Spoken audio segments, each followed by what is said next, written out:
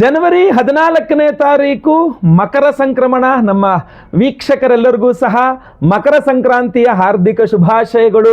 ಅವತ್ತಿನ ದಿವಸ ನಿಮಗೆ ಧನುರ್ರಾಶಿಯಿಂದ ಮಕರ ರಾಶಿಗೆ ರವಿಗ್ರಹದ ಸಂಚಾರವಾಗಲಿದೆ. ಧನುರ್ಮಾಸ 14ಕ್ಕೆ ಮುಕ್ತಾಯವಾಗಲಿದೆ. 15ನೇ ತಾರೀಕಿನ ನಿಮಗೆ ಮಕರ ಮಾಸ ಶುರುವಾಗಲಿದೆ. ಉತ್ತರಾಯಣ ಪುಣ್ಯಕಾಲದ ಆರಂಭವೂ ಸಹ ಆಗಲಿದೆ. ಒಂದು ಪುಣ್ಯವಾದಂತಹ ಸಮಯ ಇದು. ಈ ಒಂದು ವಿಶೇಷವಾದಂತಹ ಮಕರ ಸಂಕ್ರಮಣದ ಸಂದರ್ಭದಲ್ಲಿಯೇ ಒಂದು 3 ಅದ್ಭುತವಾದಂತಹ ತ್ರಿಗ್ರಹ ಯೋಗ ಮಕರ ರಾಶಿಯಲ್ಲೇ ಆಗ್ತಾ ಇದೆ. ಇದೊಂದು ವಿಶೇಷವಾದಂತಹ ಸಂದರ್ಭ.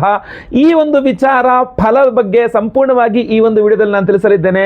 ನಮಸ್ಕಾರ, ನಾನು ವಿಠಲ್ ಭಟ್ ಮಾತಾಡ್ತಾ ಇರುವಂತದ್ದು. ವಿಡಿಯೋ ಇಷ್ಟ ಆದರೆ ದಯವಿಟ್ಟು ಲೈಕ್ ಮಾಡ್ಲಿಕ್ಕೆ ಮರಿಬೇಡಿ. WhatsApp, Facebook, messenger, Telegram, Instagram ಎಲ್ಲ ಕಡೆ ನಮ್ಮ ಈ ವಿಡಿಯೋನ ಶೇರ್ ಮಾಡ್ಲಿಕ್ಕೆ ಮರಿಬೇಡಿ. ನೀವಿನ್ನು ಸಬ್ಸ್ಕ್ರೈಬ್ ಮಾಡ್ಕೊಳ್ಳಿ ಚಾನಲ್ ಅಂದ್ರೆ ದಯವಿಟ್ಟು ಕೆಳಗಡೆ ಸಬ್ಸ್ಕ್ರೈಬ್ ಅಂತ ಬಟನ್ ಇರುತ್ತೆ, ಸಬ್ಸ್ಕ್ರೈಬ್ ಮಾಡ್ಕೊಂಡು ಬೆಲ್ ಬಟನ್ ಒತ್ಕೊಂಡು ಆಲ್ ಅಂತ ಮಾಡ್ಲಿಕ್ಕೆ ಮರಿಬೇಡಿ. ಫೇಸ್ಬುಕ್ ಅಲ್ಲಿ ನೋಡ್ತಿದ್ರೆ ನಮ್ಮ ಪೇಜ್ ಅನ್ನ ಫಾಲೋ ಮಾಡ್ಲಿಕ್ಕೆ ದಯವಿಟ್ಟು ಮರಿಬೇಡಿ. ಮಕರ ಸಂಕ್ರಮಣದ ದಿವಸ 3 ಗ್ರಹಗಳು ನಿಮಗೆ ಸಂಕ್ರಾಂತಿಗೆ ವಿಶೇಷವಾಗಿ ಮಕರ ರಾಶಿ. ನೀವು ಇನ್ನೊಂದು 2 ದಿನ ಮುಂದೆ ಹೋದ್ರೆ 17ನೇ ತಾರೀಕು ಅಂತ ತಗೊಳಕ್ ಹೋದ್ರಂತೂ 4 ಗ್ರಹಗಳು ಚತುರ್ಗ್ರಹ ಯೋಗ ಅನ್ನುವಂಥದ್ದು ನಿಮಗೆ ಈ ಮಕರ ಸಂಕ್ರಮಣಕ್ಕೆ ಕಂಡು ಬರ್ತದೆ. ಅದು ಮಕರ ಸಂಕ್ರಮಣಕ್ಕೆ ತಗೊಂಡ್ರೆ 3 ಗ್ರಹಗಳಂತೂ ಬರುತ್ತೆ. ನಿಮಗೆ 14ನೇ ತಾರೀಕು ರಾತ್ರಿ ಮೇಲೆ 15ನೇ ತಾರೀಕು ಬೆಳಗಿನ ಜಾವದಲ್ಲಿ ನಿಮಗೆ ಏನು ರವಿ ಸಂಚಾರ ಮಕರ ರಾಶಿಗೆ ಆಗುತ್ತೆ ಅಂದ್ರೆ 15ನೇ ತಾರೀಕೆ ಕುಜ ಗ್ರಹನೂ ಸಹ ಮಕರ ರಾಶಿಗೆ ಪ್ರವೇಶ ಮಾಡ್ತಾನೆ. ಶುಕ್ರ ಮೊದಲೇ ಅಲ್ಲಿರ್ತಾನೆ. ರವಿ ಗ್ರಹ 14 ರಾತ್ರಿ 15 ಬೆಳಗಿನ ಜಾವ ಅಷ್ಟೇ ಹೋಗಿ ಸೇರ್ತಾರೆ. ಸೊ ಅದರಿಂದಾಗಿ ನಿಮಗೆ ಮಕರ ಸಂಕ್ರಮಣ ತ್ರಿಗ್ರಹ ಯೋಗ 17ನೇ ತಾರೀಕು ದಾಡ್ತು ಅಂದ್ರೆ ಚತುರ್ಗ್ರಹ ಯೋಗದ ಫಲವನ್ನ ಈ ಮಕರ ಸಂಕ್ರಮಣಕ್ಕೆ ನಾವು ಕಾಣಬೇಕಾಗ್ತದೆ. ಈ ವಿಶೇಷವಾದಂತಹ ಯುತಿಗಳನ್ನ ನೀವು ಗಮನಿಸಬೇಕು. ಇಲ್ಲಿ ಏನಾಗ್ಬಿಡುತ್ತೆ ಅಂತಂದ್ರೆ ಒಂದು 4 ರಾಶಿಯವರಿಗೆ ಅದ್ಭುತವಾದಂತಹ ಯೋಗ ಫಲಗಳನ್ನ ನಾವು ಈ ಮಕರ ಸಂಕ್ರಮಣಕ್ಕೆ ನಾವು ಹೇಳಬಹುದಾಗಿರ್ತದೆ. ಅದರಲ್ಲಿ ಬಹಳ ಮೊಟ್ಟ ಮೊದಲನೆಯ ರಾಶಿ ಯಾವುದಪ್ಪ ಅಂತಂದ್ರೆ ವೃಷಭ ರಾಶಿ. ವೃಷಭ ರಾಶಿಯವರಿಗೆ ಸೂರ್ಯಗ್ರಹ ಭಾಗ್ಯಸ್ಥಾನಕ್ಕೆ ಬರಲಿದ್ದಾನೆ. 9ನೇ ಮನೆ ಅದೃಷ್ಟವನ್ನ ಕೊಡಲಿದ್ದಾನೆ. ಸೊ ಮಕರ ಸಂಕ್ರಮಣ ಅದೃಷ್ಟವನ್ನ ವೃಷಭ ರಾಶಿಯವರಿಗೆ ತಂದು ಕೊಡಲಿದೆ. ಸೊ ಅಷ್ಟು ಜೊತೆಗೆ ಅವರ ಒಂದು ವೃಷಭ ರಾಶಿಯವರಿಗೆ ಅವರ ತಾಯಿಯ ಆರೋಗ್ಯ ಸರಿ ಇಲ್ಲ ಅಂದ್ರೆ ಅದು ಸರಿ ಹೋಗ್ತಕ್ಕಂಥ ಇರಬಹುದು. ವೃಷಭ ರಾಶಿಯ ವಿದ್ಯಾರ್ಥಿಗಳಿಗೆ ತುಂಬಾ ಅನುಕೂಲ ಆಗ್ತಕ್ಕಂಥ ಇರಬಹುದು. ವೃಷಭ ರಾಶಿಯ ವಿವಾಹಿತ ಸ್ತ್ರೀಯರಿಗೆ ತವರು ಮನೆಯಿಂದ ತುಂಬಾ ಅನುಕೂಲ ಆಗ್ತಕ್ಕಂಥದ್ದು ಇರಬಹುದು. ವೃಷಭ ರಾಶಿಯ ಕೃಷಿ ಇತ್ಯಾದಿಗಳು ಮಾಡ್ತಕ್ಕಂಥವರಿಗೆ ತುಂಬಾ ಅದ್ಭುತವಾದಂತಹ ಅನುಕೂಲಗಳು. ನೀವು ವೃಷಭ ರಾಶಿಯ ಸಾಫ್ಟ್ವೇರ್ ಇಂಜಿನಿಯರ್ ಆಗಿದ್ರೆ, ವೃಷಭ ರಾಶಿಯ ಅವರಾಗಿದ್ದು ಹೋಟೆಲ್ ಇಂಡಸ್ಟ್ರಿ ನಡೆಸ್ತಾ ಇರತಕ್ಕಂಥವರಾಗಿದ್ರೆ, ರೈತರಾಗಿದ್ರೆ, ದವಸ ಧಾನ್ಯ ಇತ್ಯಾದಿಗಳು ತರಕಾರಿ ಮಾರಾಟ ಮಾಡ್ತಕ್ಕಂಥವರಾಗಿದ್ರೆ, ಜನರಲ್ ಸ್ಟೋರ್ಸ್ ಇತ್ಯಾದಿಗಳು ಇಟ್ಕೊಂಡು, ಅಥವಾ ಎಲೆಕ್ಟ್ರಿಕ್ಸ್ ಅಂಡ್ ಎಲೆಕ್ಟ್ರಾನಿಕ್ಸ್ ಅಲ್ಲಿ ನಿಮ್ಮ ಬಿಸ್ನೆಸ್ ಆಗಲಿ ವೃತ್ತಿ ಆಗಲಿ ಸಂಬಂಧಪಟ್ಟ ಅಂತ ಇದ್ರೆ, ಅಥವಾ ರಿಯಲ್ ಎಸ್ಟೇಟ್ ಮಾಡ್ಕೊಂಡಿರ್ತಕ್ಕಂಥ ವೃಷಭ ರಾಶಿಯವರೆಲ್ಲರಿಗೂ ಸಹ ನೋಡಿ ಈ ಮಕರ ಸಂಕ್ರಮಣ ಒಳ್ಳೆಯ ಶುಭ ಫಲಗಳನ್ನ ತರಲಿದೆ. ಒಳ್ಳೆಯ ಅದೃಷ್ಟವನ್ನ ಭಾಗ್ಯೋದಯವನ್ನ ತರಲಿದೆ. ಮೊದಲನೇದಾಗಿ ವೃಷಭ ರಾಶಿ. ನಂತರ ಮುಂದಿನ ರಾಶಿ ಯಾವುದಪ್ಪ ಅಂತಂದ್ರೆ ಬಹುಮುಖ್ಯವಾಗಿ ಮುಂದಿನ ರಾಶಿ ಬರ್ತಕ್ಕಂಥದ್ದೇ ನಮಗೆ ಕರ್ಕಾಟಕ ರಾಶಿ. ಕರ್ಕಾಟಕ ರಾಶಿಯವರಿಗೆ ಧನಾಧಿಪತಿ ಹಾಗೂ ಕರ್ಮಾಧಿಪತಿ ಪಂಚಮಾಧಿಪತಿಯಾದಂತಹ ಕುಜನ ಹಾಗೂ ರವಿಯ ಯುತಿಯಾಗಲಿದೆ.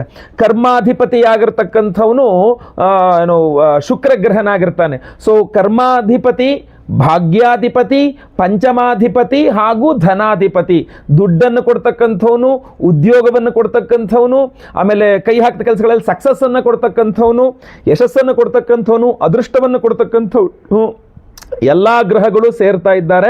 ಸೊ ಕರ್ಕಾಟಕ ರಾಶಿಯವರಿಗೆ ಇದೊಂದು ಅದ್ಭುತವಾದ ಪವರ್ಫುಲ್ ಆಗಿರತಕ್ಕಂತಹ ಸಮಯ ಅನ್ಬಹುದು. ಮಕರ ಸಂಕ್ರಮಣ ನಾನು ಖಂಡಿತವಾಗಿ ಕರ್ಕಾಟಕ ರಾಶಿಯವರಿಗೆ ಉದ್ಯೋಗದ ವಿಚಾರದಲ್ಲಿ, ಪಿತ್ರಾರ್ಜಿತ ಆಸ್ತಿ ವಿಚಾರದಲ್ಲಿ, ಆಮೇಲೆ ಮಕ್ಕಳ ಸಂತಾನದ ವಿಚಾರದಲ್ಲಿ, ಆಮೇಲೆ ಕೈ ಹಾಕಿದಂಥ ಕೆಲಸಗಳಲ್ಲಿ ಯಶಸ್ವಿಯಾಗುವಂತಹ ವಿಚಾರಗಳಲ್ಲಿ, ತುಂಬಾ ದುಡ್ಡಿನ ವಿಚಾರದಲ್ಲಿ ಕರ್ಕಾಟಕ ರಾಶಿಯವರಿಗೆ ಸಂಕ್ರಮಣ ಬಹಳ ಅದ್ಭುತವಾದಂತಹ ಶುಭ ಫಲಗಳನ್ನು ತರುತ್ತೆ. ಮಕರ ಸಂಕ್ರಮಣ ಕರ್ಕಾಟಕ ರಾಶಿಯವರಿಗೆ ಒಂದು ಅದ್ಭುತವಾದಂತಹ ಲಾಭವನ್ನ, ಧನ ಲಾಭವನ್ನೇ ಕೊಡಲಿದೆ ಅನ್ನುವಂಥದ್ರ ಬಗ್ಗೆ ಯಾವುದೇ ಸಂಶಯ ಬೇಡ. ಇನ್ನು ಮೂರನೆಯದಾಗಿ ಈ ಒಂದು ಸಂಕ್ರಮಣದಲ್ಲಿ ಅದ್ಭುತವಾದಂತಹ ಲಾಭವನ್ನ ಪಡಿತಾ ಇರತಕ್ಕಂಥ 3ನೇ ರಾಶಿಯವರು ಯಾರಪ್ಪ ಅಂದ್ರೆ ಮೀನ ರಾಶಿಯವರು. ಮೀನ ರಾಶಿಯವರಿಗೆ ಏನಾಗ್ಬಿಡುತ್ತೆ ಅಂದ್ರೆ ಲಾಭದಲ್ಲಿ ತ್ರಿಗ್ರಹ ಯೋಗವಾಗ್ಬಿಟ್ಟಿರುತ್ತೆ. ಸೊ ಲಾಭದಲ್ಲಿ ನೋಡಿ ಧನಾಧಿಪತಿ, ಭಾಗ್ಯಾಧಿಪತಿ ಆಗಿರತಕ್ಕಂಥ ಕುಜ, ತೃತೀಯ ಅಷ್ಟಮಾಧಿಪತಿ ಆಗಿರತಕ್ಕಂಥ ಶುಕ್ರ ಹಾಗೂ ರವಿಗ್ರಹ, ಈ 3 ಗ್ರಹಗಳ ಯುತಿ ಲಾಭಸ್ಥಾನ ಸ್ಥಾನದಲ್ಲಿ ನೋಡಿ, ನಾವು ಯಾವುದೇ ಒಂದು ಪೂಜೆಗೆ ಹೋಗಲಿ ಅಲ್ಲಿ ಪುರೋಹಿತರು ಕೂತ್ಕೊಂಡು ಸಂಕಲ್ಪ ಮಾಡೋದೇನು ಗೊತ್ತಾ, ಶುಭ ಏಕಾದಶ ಸ್ಥಾನ ಫಲಪ್ರಾಪ್ತ್ಯರ್ಥಂ ಅಂತ, ಅಂದರೆ ಅದ್ಭುತವಾದ ಏಕಾದಶ ಲಾಭಸ್ಥಾನದ ಫಲ ಕೊಡಲಿ ಅಂತ ಹೇಳಿ. ಅಲ್ಲಿ ರವಿ ಷಷ್ಠಾಧಿಪತಿ ಆಗುತ್ತಾನೆ, ಅದರ ಬಗ್ಗೆ ನಾನು ಸಪರೇಟ್ ವಿಡಿಯೋ ಮಾಡ್ತೇನೆ. ಅದರದ್ದು ಏನಾದ್ರು ನೆಗೆಟಿವ್ಸ್ ಇದ್ದರೆ ಅದ್ರ ಬಗ್ಗೆ ನಾನು ಮಾಡ್ತೇನೆ. ಬಟ್ ನಾವು ಓವರಾಲ್ ಆಗಿ ನೋಡಿದಾಗ ಮಕರ ಸಂಕ್ರಮಣ ಮೀನರಾಶಿಯವರಿಗೆ ಅದ್ಭುತವಾದಂತಹ ಲಾಭವನ್ನು ತಂದು ಕೊಡ್ತಕ್ಕಂಥದ್ದೇ. ಸೊ ತುಂಬ ಅದೃಷ್ಟ ಅವರಿಗೆ ಕೂಡಿ ಬರ್ತಾ ಇದೆ ಅಂತ ಕಂಡು ಬರ್ತಾ ಇದೆ. ಇನ್ನು 4ನೆಯ ರಾಶಿ ಯಾವುದಪ್ಪ, ಅದೃಷ್ಟವನ್ನು ಅಂದರೆ ಒಳ್ಳೆ ಅದ್ಭುತವಾದಂತಹ ಈ ಮಕರ ಸಂಕ್ರಮಣದ ಲಾಭವನ್ನು ಪಡೀತಕ್ಕಂಥ ಅದ್ಭುತವಾದಂತಹ ರಾಶಿಯವರು ಯಾರಪ್ಪ ಅಂತಂದರೆ ಮಕರದ ರಾಶಿಯವರೇ. ಯಾಕೆಂದರೆ ನಿಮ್ಮ ರಾಶಿಯಲ್ಲಿಯೇ ನಿಮಗೆ ಅಷ್ಟಮಾಧಿಪತಿಯಾದ ರವಿಗ್ರಹ ಇರಬಹುದು, ಲಾಭಾಧಿಪತಿಯಾದ ಕುಜಗ್ರಹ ಇರಬಹುದು, ಆಮೇಲೆ ಪಂಚಮಾಧಿಪತಿಯಾದ ಶುಕ್ರಗ್ರಹ ಇರಬಹುದು, ಕರ್ಮಾಧಿಪತಿಯಾದ ಶುಕ್ರಗ್ರಹ, ಚತುರ್ಥಾಧಿಪತಿ ಕುಜ. ಮಕರ ರಾಶಿಯವರಿಗೆ ಇನ್ನಿಲ್ಲದ ಅದ್ಭುತವಾದಂತಹ ಶಕ್ತಿ ಬರಲಿದೆ. ಈ ಒಂದು ಮಕರ ಸಂಕ್ರಮಣ ಶಕ್ತಿ ವೃದ್ಧಿಯಾಗುತ್ತೆ, ಲಾಭ ವೃದ್ಧಿಯಾಗುತ್ತೆ, ಅಂದ್ರೆ ಒಳ್ಳೆ ಲಾಭ ಸಿಗುತ್ತೆ. ಅದರಲ್ಲೂ ನೀವು ಮಕರ ರಾಶಿಯವರಾಗಿದ್ದು, ರಿಯಲ್ ಎಸ್ಟೇಟ್ ಮಾಡೋರಾಗಿದ್ದು, ಅಥವಾ ರೈತರಾಗಿದ್ದರೆ, ಅಥವಾ ಸಾಫ್ಟ್ವೇರ್ ಇಂಜಿನಿಯರ್ಗಳಾಗಿದ್ದರೆ, ಅಥವಾ ಎಲೆಕ್ಟ್ರಿಕ್ಸ್ ಅಂಡ್ ಎಲೆಕ್ಟ್ರಾನಿಕ್ಸ್ ಸಂಬಂಧಪಟ್ಟಂಥವ್ರು, ಹೋಟೆಲ್ ಬಿಸ್ನೆಸ್ ಮಾಡ್ತಕ್ಕಂಥ ಮಕರ ರಾಶಿ, ಎಲ್ಲ ಮಕರ ರಾಶಿಯವರಿಗೆ ಮಾತ್ರ ಒಂದು ಕಾಂಟಿಮೆಂಟ್ಸ್ ಅಂಗಡಿ ಇಟ್ಕೊಂಡಿದ್ದೀನಿ ರೀ, ದವಸ ಧಾನ್ಯ ಅಕ್ಕಿ ಬೇಳೆ ಎಲ್ಲ ಸೇಲ್ ಮಾಡುವಂಥ ಅಂಗಡಿ ಇಟ್ಕೊಂಡಿದ್ದೀನಿ ಮಕರ ರಾಶಿ ಅಂದ್ರೂ ನಿಮಗೆ ತುಂಬ ಅನುಕೂಲವಾಗ್ತಕ್ಕಂಥ ಸಮಯ ಈ ಒಂದು ಮಕರ ಸಂಕ್ರಮಣ.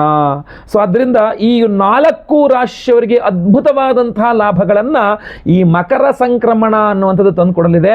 ಸೊ ಅದರಿಂದ ಪ್ರತಿಯೊಬ್ಬರು ಸಹ ಮಕರ ಸಂಕ್ರಮಣದ ಒಂದು 14ನೇ ತಾರೀಕು ಇರ್ಬೋದು, 15ನೇ ತಾರೀಕು ಇರ್ಬೋದು, 14ನೇ ತಾರೀಕು ಮಕರ ಸಂಕ್ರಾಂತಿ. ಸೊ ಮಕರ ಸಂಕ್ರಮಣದ ದಿವಸ ಪ್ರತಿಯೊಬ್ಬರೂ ಸಹ ನೀವು ಸೂರ್ಯನಿಗೆ ಒಂದು ವಿಶೇಷವಾದ ಪೂಜೆಯನ್ನು ಮಾಡಿಕೊಳ್ಳಿ. ಮನೆಯಲ್ಲಿ ಆದಿತ್ಯ ಹೃದಯ ಸ್ತೋತ್ರವನ್ನು ಪಠನೆ ಮಾಡಿ, ಬೆಳಗ್ಗೆ ಎದ್ದು ಸ್ನಾನ ಮಾಡಿಕೊಂಡು ಮನೆ ಹತ್ತಿರದಲ್ಲಿ ಯಾರು ದೇವಸ್ಥಾನ ಇದ್ದರೆ ಆ ದೇವಸ್ಥಾನದಲ್ಲಿ ನವಗ್ರಹಗಳಿದ್ದೇ ಇರುತ್ತೆ, ಮಧ್ಯದಲ್ಲಿರ್ತಕ್ಕಂಥದ್ದು ಸೂರ್ಯಗ್ರಹ.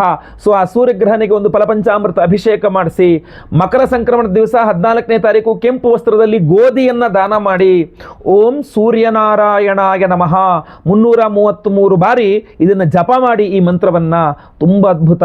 ಇಲ್ಲ ಒಂದು ತಾಮ್ರದ ಚೆಂಬು ತುಂಬ ನೀರು ತುಂಬಿಕೊಂಡು ಆ ತಾಮ್ರದ ಚೆಂಬಲ್ಲಿ 3 ಅರ್ಘ್ಯವನ್ನ ಉದಯಿಸುತ್ತಿರುವ ಸೂರ್ಯನಿಗೆ ಕೊಡಬಹುದು ನೀವು. ಭಾಸ್ಕರಾಯ ವಿದ್ಮಹೆ ಮಹದ್ಯುತಿಕರಾಯ ಧೀಮಹಿ ತನ್ನೋ ಆದಿತ್ಯ ಪ್ರಚೋದಯಾತ್. ಆ ಒಂದು ಜಲ ಸಮರ್ಪಣೆಯನ್ನ, ಅರ್ಘ್ಯ ಸಮರ್ಪಣೆಯನ್ನ ನೀವು ಸೂರ್ಯಗ್ರಹನಿಗೆ ಕೊಡಬಹುದಾಗಿರ್ತದೆ. ಸೊ ಅದರಿಂದ ಈ ಒಂದು ಅದ್ಭುತವಾದಂತಹ ಸಂದರ್ಭ ಇನ್ನೂ ಮುಂದೆ ಹೋದ್ರೆ ಇನ್ನೂ ಜಾಸ್ತಿ ಆಗುತ್ತೆ. ಯಾಕಂದ್ರೆ 17ನೇ ತಾರೀಕಿನ ನಂತರ ನಿಮಗೆ ಬುಧ ಗ್ರಹನೂ ಅಲ್ಲಿ ಬಂದು ಸೇರ್ಕೊಳ್ಳಲಿದ್ದಾನೆ. ಬುಧನೂ ಅಲ್ಲಿ ಬಂದು ನಿಮಗೆ ಸೇರ್ಕೊಂಡ ಅಂತಂದ್ರೆ ನಿಮಗೆ ಇನ್ನೂ ಅದ್ಭುತವಾದಂತಹ ಪ್ರಭಾವಗಳಿದೆ, ಒಳ್ಳೊಳ್ಳೆ ಶುಭಫಲಗಳಿದೆ. ಇನ್ನು ಇತರೆ ರಾಶಿಯವರಿಗೂ ಸಹ ತುಂಬಾ ಶುಭ ಫಲಗಳಿರ್ತದೆ. ನಾನು ಪ್ರತಿಯೊಂದು ರಾಶಿಯವ್ರದ್ದು ಸಪರೇಟ್ ಆಗಿ ಖಂಡಿತವಾಗಿ ವಿಡಿಯೋ ಮಾಡ್ತೇನೆ. ಹಾಗೂ ವಿಶೇಷವಾದಂತಹ ಪರಿಹಾರಗಳನ್ನು ಸಹ ನಾವು ಮಾಡ್ತಾ ಇದ್ದೇವೆ. ಜನವರಿ 18ನೇ ತಾರೀಕು ಅಮಾವಾಸ್ಯೆ ಪರ್ವದಿನದಂದೇ ನಮ್ಮ ಯಾಗಶಾಲೆಯಲ್ಲಿ, ಯಾಕೆಂದ್ರೆ ಈ ಚತುರ್ಗ್ರಹ ಮಹಾಯೋಗ ಏನು ನೋಡ್ತೀರಿ ನೀವು, ಇದು ಸಂಪೂರ್ಣ ಚತುರ್ಗ್ರಹ ಆಗುವಂಥದ್ದು 17ರ ನಂತರನೇ. ಸೊ ಅದರಿಂದ 18ನೇ ತಾರೀಕು ಅದ್ಭುತವಾದಂತಹ ಚತುರ್ಗ್ರಹ ಮಹಾಯೋಗ ಅಮಾವಾಸ್ಯೆ, ಚಂದ್ರನು ಅಲ್ಲಿರ್ತಾನೆ. ಸೊ ಇನ್ನೂ ಬಹಳ ಪವರ್ಫುಲ್ ಆಗ್ಬಿಟ್ಟಿರ್ತದು, ಒಂಥರ ಪಂಚಗ್ರಹ ಯೋಗ ಆಗ್ಬಿಡುತ್ತದು. ಸೊ ಅದರಿಂದ ಇಂತಹ ಒಂದು ಅದ್ಭುತವಾದಂತಹ ದಿವಸ ನಾವು ಸಹಸ್ರ ರವಿ ಶಾಂತಿ ಹೋಮವನ್ನು, ಯಾಕೆಂದ್ರೆ ಸಂಕ್ರಮಣ ಅಂದ್ರೆ ರವಿ ಸಂಚಾರ, ಸೊ ರವಿಗೆ ಆರಾಧನೆ ಮಾಡಬೇಕಲ್ಲ, ನಾವು ಅದಕ್ಕೋಸ್ಕರವಾಗಿ ಸಹಸ್ರ ರವಿಶಾಂತಿ ಹೋಮವನ್ನು ಮಾಡ್ತಾ ಇದ್ದೇವೆ. ಹಾಗೂ ವಿಶೇಷವಾಗಿ ಸಂಕಲ್ಪ ಸೇವಾ ಕರ್ತೃಗಳಿಗೆ ಈ ವಿಶೇಷವಾದಂತಹ ರಾಜವರ್ಧನ ಮಣಿಯ ಒಂದು ಉಂಗುರವನ್ನು ಕೊಡ್ತಾ ಇದ್ದೇವೆ. ತುಂಬಾ ಸುಂದರವಾಗಿರತಕ್ಕಂಥ ರಾಜವರ್ಧನ ಮಣಿಯ ಉಂಗುರ ಇದು. ಪ್ರತಿಯೊಬ್ಬರು ಸಹ ನಿಮ್ಮ ಒಂದು ಉಂಗುರದ ಬೆರಳಿನಲ್ಲಿ ಇದನ್ನು ಧರಿಸಬಹುದು. ಯಾಕೆಂದ್ರೆ ಇದೊಂದು ಉಪರತ್ನವಾಗಿರೋದ್ರಿಂದ ಯಾವುದೇ ಕಾರಣಕ್ಕೆ ನಿಮ್ಮ ಜಾತಕಗಳನ್ನು ಪರಿಶೀಲನೆ ಇನ್ನು ಹಾಕೋಬಾರ್ದು ಅನ್ನುವಂಥದ್ದು ಏನೂ ಇಲ್ಲ. ಪ್ರತಿಯೊಬ್ಬರು ಆ ರಾಜಯೋಗವನ್ನು ಪಡೆಯುವುದಕ್ಕೋಸ್ಕರವಾಗಿ ರಾಜವರ್ಧನ ಮಣಿಯನ್ನ, ಯಾಕೆಂದ್ರೆ ಸಂಕ್ರಮಣ ನಿಮಗೆ ರಾಜಯೋಗವನ್ನು ಕೊಡ್ತಕ್ಕಂಥ ಒಂದು ಅದ್ಭುತವಾದಂತಹ ಸಂದರ್ಭ. ಸೊ ಅದರಿಂದ ಅಂತಹ ಒಂದು ಮಕರ ಸಂಕ್ರಮಣದ ಸಂಕ್ರಾಂತಿ ಉತ್ತರಾಯಣ ಪುಣ್ಯಕಾಲದ ಒಂದು ಸಂದರ್ಭದಲ್ಲಿ ರಾಜವರ್ಧನ ಮಣಿಯ ಒಂದು ಉಂಗುರವನ್ನು ನಾವು ಸಿದ್ಧಪಡಿಸಿ ನಾವು ಕೊಡ್ತಾ ಇದ್ದೇವೆ ಪ್ರತಿಯೊಬ್ಬರಿಗೂ ಸಹ.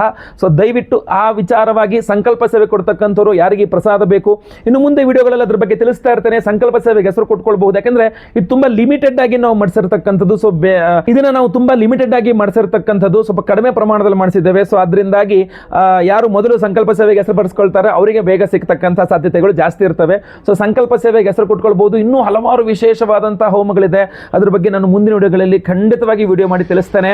ರಾಜವರ್ಧನ ಮಣಿ ನಿಮಗೆಲ್ಲರಿಗೂ ಸಹ ಅನುಕೂಲ ಆಗ್ತಕ್ಕಂಥ ಒಂದು ವಿಶೇಷವಾದಂತಹ ಮಣಿ ಆಗಲಿದೆ. ಎಲ್ಲರಿಗೂ ಸಹ ಒಳ್ಳೆಯದಾಗಲಿ. ಸಂಕಲ್ಪ ಸೇವೆಗೆ ಹೆಸರು ಕೊಡ್ತಕ್ಕಂಥವ್ರು ಸ್ಕ್ರೀನ್ ಮೇಲೆ ಕಾಣುವಂಥ ನಂಬರ್ಗೆ ನಿಮ್ಮ ಹೆಸರು, ಗೋತ್ರ ಗೊತ್ತಿದ್ರೆ, ನಕ್ಷತ್ರ ಗೊತ್ತಿದ್ರೆ, ರಾಶಿ ಗೊತ್ತಿದ್ರೆ ಹಾಗೂ ನಿಮ್ಮ ವಿಳಾಸ ವಾಟ್ಸಪ್ ಮಾಡಿಕೊಂಡು ಸಂಕಲ್ಪ ಸೇವೆಗೆ ಹೆಸರು ಬರೆಸಬಹುದು. ಗಮನಿಸಬಹುದಾಗಿರ್ತದೆ. ಎಲ್ಲರಿಗೂ ಒಳ್ಳೆಯದಾಗಲಿ. ಈ ವಿಡಿಯೋ ಇಷ್ಟ ದಯವಿಟ್ಟು ಲೈಕ್ ಮಾಡ್ಲಿಕ್ಕೆ ಮರಿಬೇಡಿ. ಪ್ರತಿಯೊಬ್ಬರಿಗೂ ವಿಡಿಯೋ ರೀಚ್ ಆಗೋ ಥರ ದಯವಿಟ್ಟು ವಾಟ್ಸಪ್, ಫೇಸ್ಬುಕ್, ಮೆಸೆಂಜರ್, ಟೆಲಿಗ್ರಾಮ್ ಎಲ್ಲ ಕಡೆ ಸಾಮಾಜಿಕ ಜಾಲತಾಣಗಳಲ್ಲಿ ವಿಡಿಯೋನ ಶೇರ್ ಮಾಡಲಿಕ್ಕೆ ಮರಿಬೇಡಿ. ನೀವಿನ್ನು ಸಬ್ಸ್ಕ್ರೈಬ್ ಮಾಡ್ಕೊಂಡು ನಮ್ಮ ಚಾನಲ್ ಅಂದ್ರೆ ದಯವಿಟ್ಟು ಕೆಳಗಡೆ ಸಬ್ಸ್ಕ್ರೈಬ್ ಅಂತ ಬಟನ್ ಇರುತ್ತೆ, ಸಬ್ಸ್ಕ್ರೈಬ್ ಮಾಡಿಕೊಂಡು ಬೆಲ್ ಬಟನ್ ಹೊತ್ಕೊಂಡು ಆಲ್ ಅಂತ ಮಾಡ್ಲಿಕ್ಕೆ ದಯವಿಟ್ಟು ಮರಿಬೇಡಿ. ಮುಂದಿನದಲ್ಲಿ ಮತ್ತೆ ಪುನಃ ಸಿಗ್ತೇನೆ. ಎಲ್ಲರಿಗೂ ಸಹ ಒಳ್ಳೆಯದಾಗಲಿ. ಲೋಕ ಸಮಸ್ತ ಸುಖಿನೋ ಭವಂತು. ನಾರಾಯಣ ನಾರಾಯಣ ನಾರಾಯಣ.